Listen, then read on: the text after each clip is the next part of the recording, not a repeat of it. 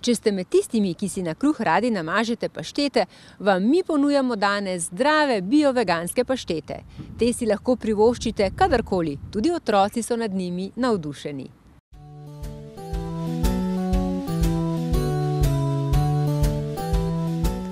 Tartex je pionir v izdelavi bio-vegetarijanskih paštet, saj jih izdeluje že več kot 60 let.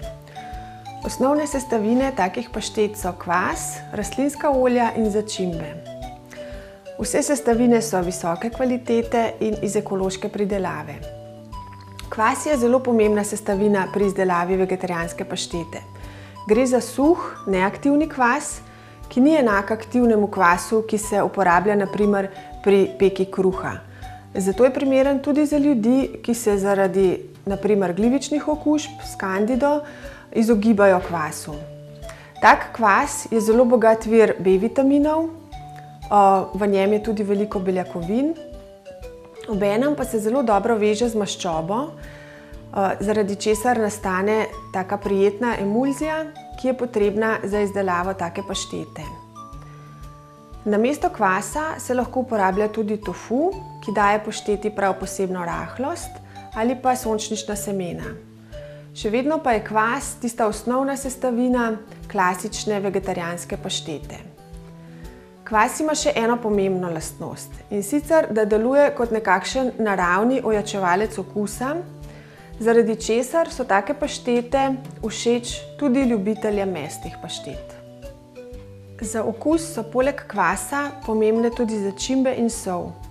Za uravnavanje kislosti se lahko dodaja limonin ali jabolčni sok, zaradi same hranilne vrednosti pa so zelo pomembne tudi rastlinske maščobe in olja. Za okus so poleg kvasa pomembne tudi začimbe in sol. Glede na recepturo pa se lahko dodaja tudi sesekljana zelenjava ali celo suho sadje. Za uravnavanje kislosti lahko dodamo limonin sok ali jabolčni.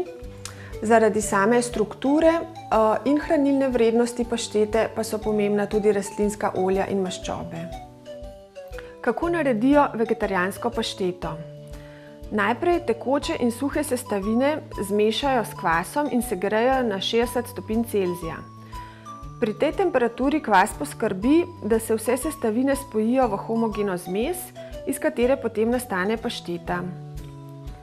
S pomočjo pare sterilizirajo pločevinke in jih napolnijo s to maso. Na koncu pa zaprte pločevinke zaprejo v posebne komore, kjer jih segrejo na 100 stopinj Celzija, da se odstranijo vse morebitne bakterije. Ko je taka pašteta izdelana, potrebuje še čas za zorenje.